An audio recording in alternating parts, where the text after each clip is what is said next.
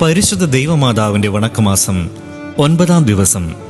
യഹൂദ പാരമ്പര്യമനുസരിച്ച് ഒരു സ്ത്രീ വിവാഹിതയാകാതിരിക്കുന്നത് അപമാനമായിട്ടാണ് കരുതുക. അതുകൊണ്ട് പരിശുദ്ധ കന്യകയും യഹൂദാചാരപ്രകാരം വിവാഹിതയായി എന്നനുമാനിക്കുന്നതിൽ തെറ്റില്ല.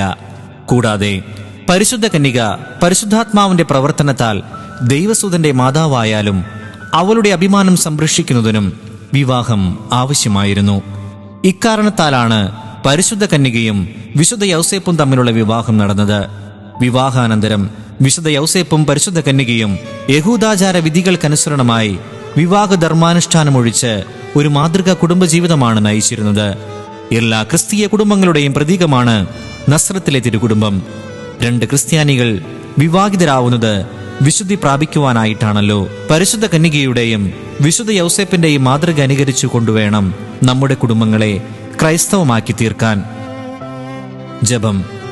പരിശുദ്ധ കന്യകയെ അവിടുന്ന് വിശുദ്ധ യൗസേപ്പുമായിട്ട് വിവാഹിതയായിക്കൊണ്ട് കുടുംബജീവിതത്തിന്റെ മാഹാത്മ്യവും അതിന്റെ പരിശുദ്ധിയും ഞങ്ങളെ മനസ്സിലാക്കി. ഞങ്ങളുടെ ക്രിസ്തീയ കുടുംബങ്ങൾ നസ്രത്തിലെ തിരുക്കുടുംബത്തിന്റെ പ്രതീകങ്ങളായി തീരുന്നതിനുള്ള അനുഗ്രഹം ഞങ്ങൾക്ക് നൽകണമേ.